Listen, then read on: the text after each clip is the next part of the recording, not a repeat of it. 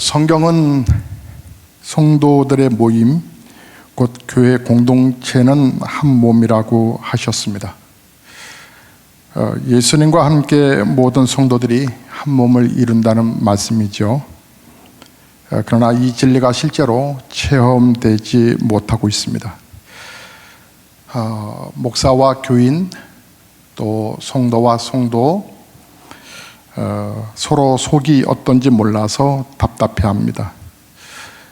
담임 목사와 부교육자 관계도 마찬가지고요. 함께 있다고 늘 마음이 통하는 건 아닙니다. 교회가 마음까지 하나가 된 사람들의 그 공동체가 되려면 교인들이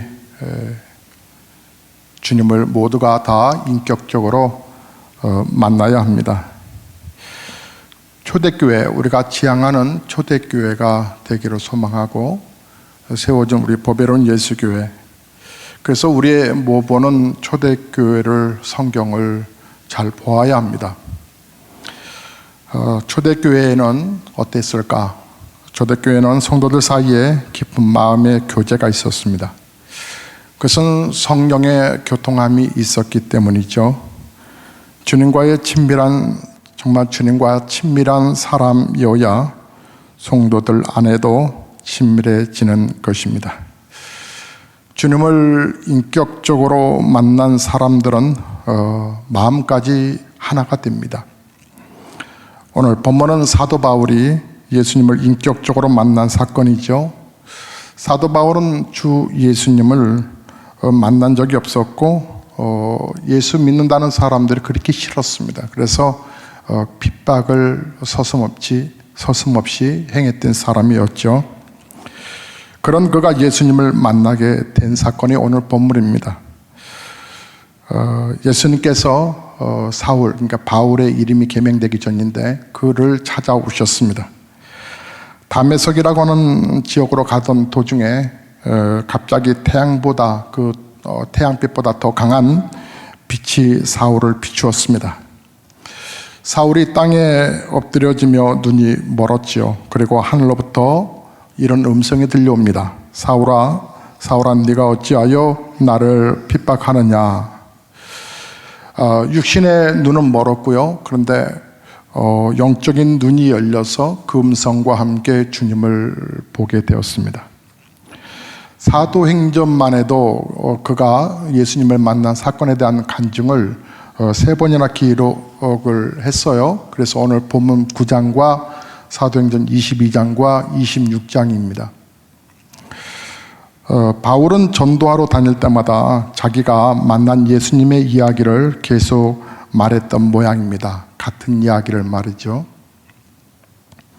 제가 예전에 우리 성도님들에게 그런 말씀을 드린 적이 있습니다. 교회 역사가 이제 흐를수록 목사가 지나온 과정들에 관한 이야기를 이렇게 말씀을 드리면 90%가 다 알고 계셔도 10% 새로 오신 분들, 그리고 이제 우리 교회를 더 깊이 공동체를 이뤄가는 지체를 위해서 지나간 얘기를 제가 다시 하게 될 텐데, 그러면 90%는 알고 계시지만 마치 처음 듣는 것처럼 호응해 주십시오라고 하는 말씀을 드렸습니다. 그래서 10% 처음 듣는 분들이 함께 공감할 수 있도록, 이것도 이제 공동체의 고백인데 같은 얘기를 똑같이 토시 하나 틀리지 아니하고 있었던 과거의 사건이니까 아마 바울이 그렇게 얘기했던 것이 사도행전에서 3번이나 기록됩니다. 이와 또 비슷한 얘기들은 더 많고요. 더 많고. 사도 바울은 흥분할 수밖에 없었을 것입니다. 정말이거든요. 그분은 살아계시거든요. 이렇게 예수님을 만나고 사도 바울은 부활하신 예수님을 전하는 사도가 되었는데, 그리고 그는 편지마다 성령 안에 하나가 된 이 공동체가 꼭 돼야 된다라고 이렇게 권면했던 것입니다. 우리 모두도 예수님을 제대로 정말 믿으셔야 합니다. 그러나 사도 바울처럼 예수님을 신비한 체험으로 만나기를 기대하면 안 됩니다. 그런 사람도 있을 것입니다. 중동같이 그 복음의 핍박이 심하고 또 좀처럼 회심하기 어려운 나라에서는 지금도 어떤 신비한 체험으로 예수님을 만난 사람들이 많다고 합니다. 그러나 우리는 다르죠. 우리가 예수님을 눈으로 보거나 그 음성을 들어야 인격적으로 만난 것이 아니고요. 주님이 우리의 마음에 거하시는 것을 알게 되면 우리는 주님을 인격적으로 만날 수, 또 만난 것이라고 하는 것을 우리는 의심치 말아야 합니다. 예수님의 부활의 증거는 빈 무덤이 아니고요. 부활하신 예수님이 부활하신 증거는 우리 마음 안에 계신다는 것입니다. 이것을 알지 못하면 어쩌면 여러분은 예수님의 무덤가에서 예수님만 평생 부활하실 예수님만 기다리는 것과 같을지 모릅니다. 결국은 평생 예수님만 기다리기만 하다가 삶을 마치게 되지요. 마음에 거하시는 주님을 만나려면 여러분 먼저 믿음으로 시작해야 합니다. 이것은 결코 막연한 믿음이 아닙니다. 성경을 보면 볼수록 우리 안에 예수님이 거하시는 증거는 분명합니다. 제게 있어서 주님과의 인격적 관계의 시작은 성경의 증거를 보는 눈이 열려졌기 때문이었습니다. 고린도전서 12장 3절에 그러므로 내가 너희에게 알게 하노니 하나님의 영으로 말하는 자는 누구든지 예수를 저주할 자라 하지 않고 또 성령으로 아니하고는 누구든지 예수님을 주시라 할 수 없느니라. 고린도전서를 읽다가 이 말씀을 읽는 그 순간 제 마음에 강한 충격이 왔습니다. 예수님이 제 안에 거하신다라고 하는 이 부분이 다시 새롭게 와 닿았기 때문입니다. 예수님을 만난 일은 사도 바울에게도 당시 사울에게도 엄청난 충격이었을 것입니다. 9절에 보면 이 충격이 얼마나 여파가 강한지 그가 사흘 동안 보지 못하고 식음을 전폐했다 이렇게 기록되어 있습니다. 이 정도는 아니지만 성령께서 이미 제 안에 임하여 계시다라고 하는 사실은 제 신앙과 삶에 있어서 엄청난 변화가 시작되는 계기가 되었습니다. 그 후에 성경을 보면서 성령이 임하신 증거를 저는 살펴보게 되었고 너무나 놀랍게도 제 안에 성령의 역사하시는 증거를 확인하게 되었습니다.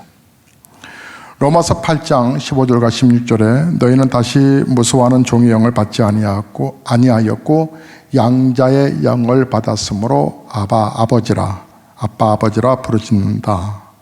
성령이 친히 우리 영으로 더불어 우리가 하나님의 그 자녀인 것을 확증했다 이렇게 말씀하셨습니다. 고린도전서 2장 12절에도 우리가 세상의 영을 받지 아니하고 오직 하나님께로 온 영을 받았으니 이는 우리로 하여금 하나님께서 우리에게 은혜로 주신 것들을 알게 하려 하심이라 그러셨습니다. 성경이 더욱더 제게 역사하면서 다가왔습니다. 요한일서 4장 12절과 13절에 어느 때나 하나님을 본 사람이 없으되 만일 우리가 서로 사랑하면 하나님이 우리 안에 거하시고 그의 사랑이 우리 안에 온전히 이루느니라. 그의 성령을 우리에게 주심으로 우리가 그 안에 거하고 그가 우리 안에 거하시는 줄을 아느니라 말씀이 다가왔습니다. 이 말씀은 또한 살아 역사하여 저를 에베소서 4장 30절로 이끌었습니다. 하나님의 성령을 근심하게 하지 말라. 그 안에서 너희가 구속의 날까지 인치심을 받았느니라. 성경은 계속적으로 다가옵니다. 빌립보서 2장 13절에 너희 안에서 행하시는 이는 하나님이시니 자기의 기쁘신 뜻을 위하여 너희로 소원을 두고 행하게 하시나니. 그래서 사도행전 1장은 역동적으로 이렇게 8절을 기록했을 것입니다. 오직 성령이 너희 안에 임하시면 너희가 권능을 받고 예루살렘과 온 유대와 사마리아와 땅끝까지 이르러 내 증인이 될 것이니라 하시니라. 우리가 주님을 인격적으로 만나려면 먼저 여러분 안에 있는 주님이 임하신 증거를 확인하셔야 합니다. 말씀으로 진실을 보는 눈이 뜨어야 하는 것이죠. 그것이 여러분이 원하는 증거가 아닐 수도 있을지 모르겠습니다. 그러나 너무나 분명한 것입니다. 이것이 제일 분명한 증거라는 것이죠. 여러분, 사도 바울처럼 그런 극적인 체험만 구하지 말아야 합니다. 주님이 마음에 역사하시는 것이 사실이라면 이미 엄청난 사건이 일어난 것입니다. 마가의 다락방에 성령이 임하셨을 때 그때 하늘로부터 급하고 강한 바람 같은 소리가 있었고 사울이 예수님을 만났을 때 호련히 하늘로부터 빛이 저를 둘러 비추었다. 또 땅에 엎드려져 들음의 소리가 있어 라고 말합니다. 그러나 사울의 회심 사건의 핵심은 사실 하늘의 빛이 아닙니다. 하늘에서 들려오는 그런 음성도 아닙니다. 사울의 인생을 바꾸어 놓는 그의 회심 사건의 핵심은 바로 예수님과의 만남입니다. 우리가 주님이 우리의 마음에 거하심을 믿게 되면 하나님의 빛이 임하는 것과 같은 것입니다. 마치 어둠의 빛이 비추는 것처럼 내 영혼에 강력한 성령의 빛이 비춰집니다. 그것은 그렇구나 하는 영적인 깨달음으로 다가오게 되는데요. 또 나도 모르게 그 감격에 취하여 눈가가 촉촉히 적셔지면서 눈물이 흐르게 됩니다. 이 흐름이 멈출 줄 모르고 계속 주의 은혜의 감격으로 다가옵니다. 그리고 그 울음은 찬양으로 바뀌어지죠. 내가 서 있는 자리가 얼마나 참 어긋난 자리였었는지 마음 깊은 곳으로부터 회가 일어나고 그 삶의 방향과 거림이 바뀌어가죠. 그것은 성령의 빛이 임하는 것과 같은 증거일 것입니다. 하나님이 나를 아신다는 것을 믿어지고 나를 사랑한다는 느낌이 강력하게 일어나는 것. 사울이 주님의 음성을 들었는데 하나님의 임재의 체험은 그의 음성을 듣는 것인데 나만 들은 것인데도 마치 천둥 소리처럼 우리들의 가슴을 철렁 내려앉게 만드는 음성이기도 하고 세미한데 우리의 존재 밑바닥을 흔드는 그런 내 혼자만의 무서운 흔듦의 환경 그리고 그 은혜 속일 수도 있습니다. 최근 부활이라고 하는 책에 제자 옥하는 잊혀진 가방 이런 제작 감독을 한 김상철 씨의 간증의 이야기 한 토막을 들려드리겠습니다. 나는 심각한 우울증으로 자살을 시도한 적이 있다. 삶에 대한 회의, 가장으로서 할 수 있다는 게 없다는 자신감의 결여, 그리고 원인 모를 죽음에 대한 깊은 묵상 때문이었다. 죽어야 한다는 소리가 내 길을 떠나지 않았다. 내게 넥타이가 있잖아. 내가 시키는 대로 하면 편안하게 이 세상을 떠날 수 있어. 목을 매. 이런 소리가 계속 들려왔다. 대전 외곽에 있는 대청산 기도원 옆에 연수원으로 무작정 올라갔다. 그리고 큰 나무에 밧줄을 걸었다. 나는 돌을 층층이 올린 뒤 그 위로 올라가 밧줄을 목에 감고 눈을 감았다. 이제 몸을 비틀어 돌만 치우면 삶을 마감할 수 있었다. 그때 아무도 없는 깊은 산속에서 울려 퍼진 목소리를 잊을 수 없다. 너 이렇게 하면, 이렇게 죽으면 지옥 가. 지옥이 이보다 더 무서울까? 하는 생각이 들 정도로 무서운 음성이었다. 나는 두려움에 떨며 조심스레 목에서 밧줄을 거두었고 잠시의 망설임도 없이 급하게 산에서 내려오면서 내가 어떻게 여기까지 올라왔지? 라는 의문이 일었다. 무섭고 거칠었으며 어둠이 짙은 산이었다.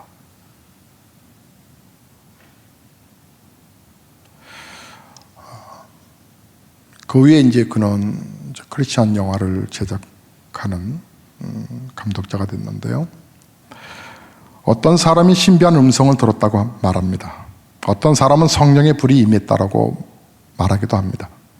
그러나 정말 중요한 것은 얼마나 강한 체험을 하였는가가 아니라 그래서 그 후에 예수님과 어떻게 동행하며 살아가고 있느냐라고 하는 것이 아닐런지요. 어떤 사람은 깊은 병에 걸렸다가 기도하고 병을 고칠 수 있지요. 그래서 예수님을 믿고 교회 다니게 되었다라고 하지만 그에게 진정한 변화가 없습니다. 왜 그럴까요? 병은 어디 가나 사실 돈만 있으면 치료도 빨리 받을 수도 있습니다.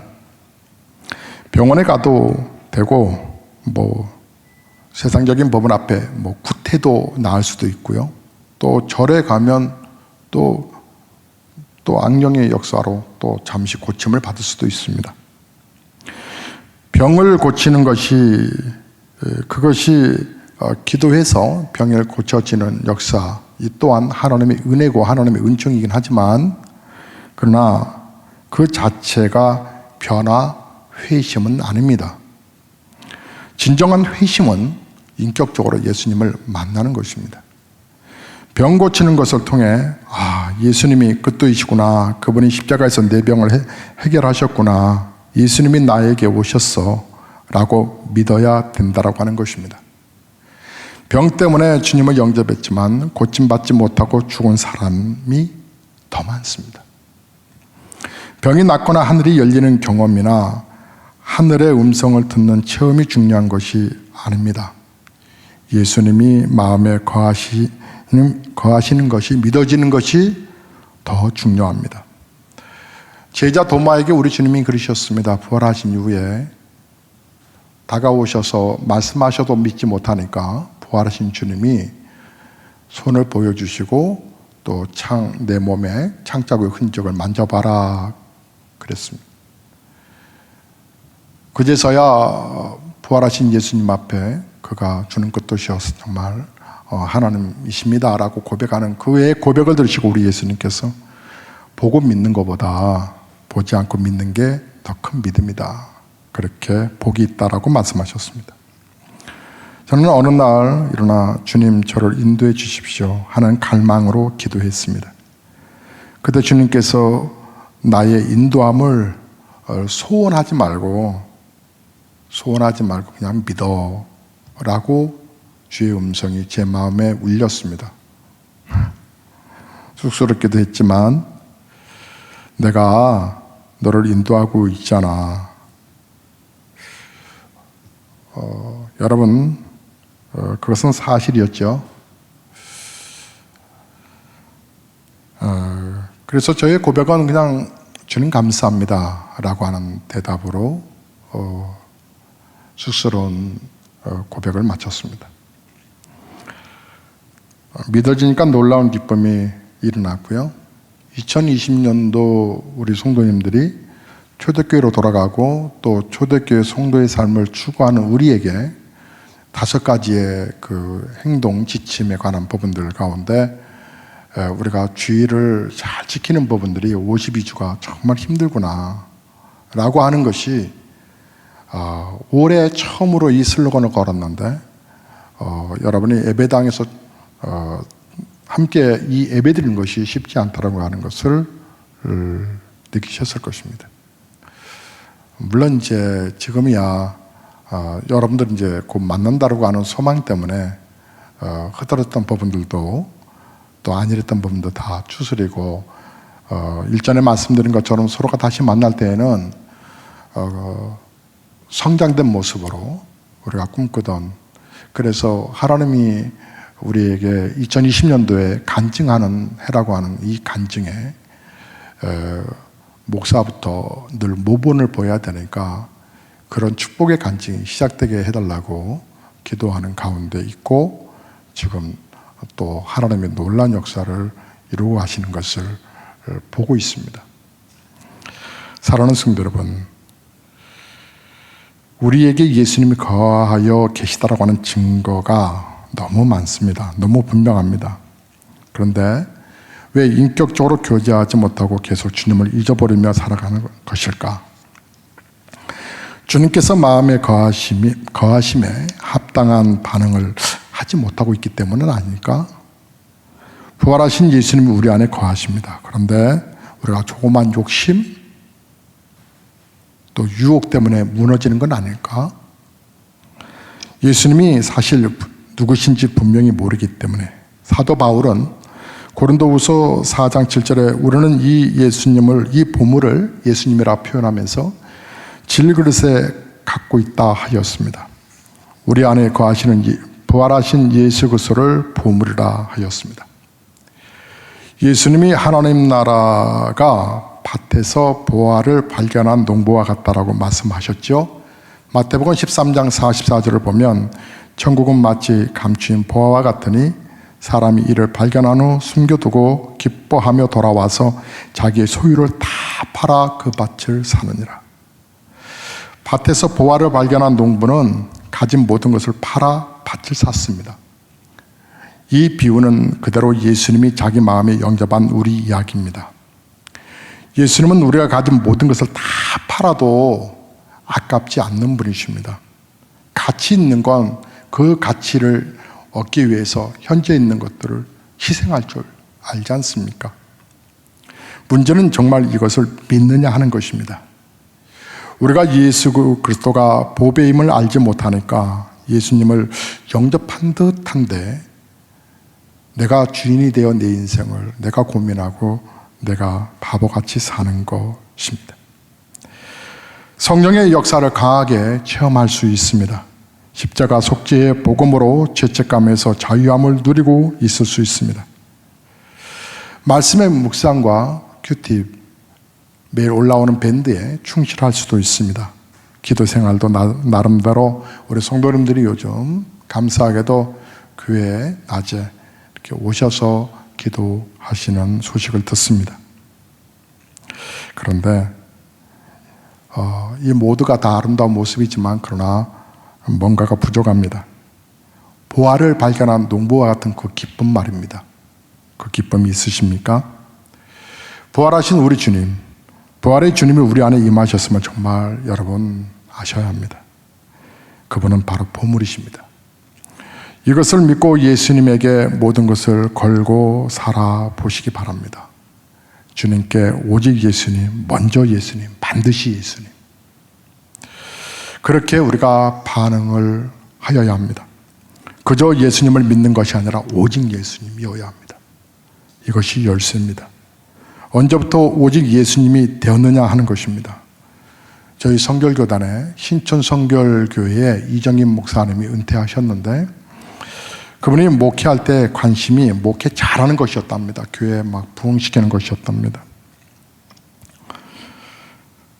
그런데 그가 은퇴하신 목사님이 하는 얘기가 후회되는 건 내가 교회는 신촌에 가면 신촌 성결교회 크죠. 그런데 내가 왜 예수님을 잘 믿지 못했을까가 후회가 된답니다. 많은 목사님들이 목회를 설교하고 예배 인도하고 신방하고 전도하고 교회를 하는 것이라고 목회를 생각합니다. 근데 저는 목사는 주님을 잘 믿는 것이라고 생각됩니다. 이상하게 들리실지 모르겠는데 저의 생각은 주님을 잘 믿는 것이 목사입니다. 요한복음 6장 29절에 예수님께서 이르시되 대답하여 이르시되 하나님께서 보내신 이를 믿는 것이 하나님의 일이니라 이렇게 하셨습니다. 요한복음 14장 12절에도 내가 진실로 진실로 너희에게 이르노니 나를 믿는 자는 내가 하는 일을 그도 할 것이요 또한 그보다 큰 일도 하리니 이는 내가 아버지께로 감이라. 하나님을 믿는 것에 대해서 히브리서 11장 27절에서는 보이지 아니하는 하나님을 보는 것 같이 바라보는 것이라고 그랬습니다. 먼저 예수님이어야 합니다. 사랑하는 성도 여러분, 하루를 살아보면 깨닫게 됩니다. 먼저 기도하고 먼저 성경 읽지 않으면 기도하지도 못하고 우리가 성경을 먼저 대하는 우선순위가 없으면 뭔가 이렇게 불안해져가는, 또 기도를 하더라도 하나님의 나라를 위해서 먼저 기도하는 순서가 빠지면 뭔가 허전한, 여러분, 우리 안에 반드시 정말 예수님이 거하셔야 되고요. 부활하신 예수님. 그래서 중요한 것은 우리가 오직 먼저 반드시 주님이어야 하는 이유는 주님과의 관계가 인격적인 관계이기 때문에 그렇습니다. 우리가 만나는 분, 우리 안에 계신 그분이 누구신지 분명히 해야 합니다.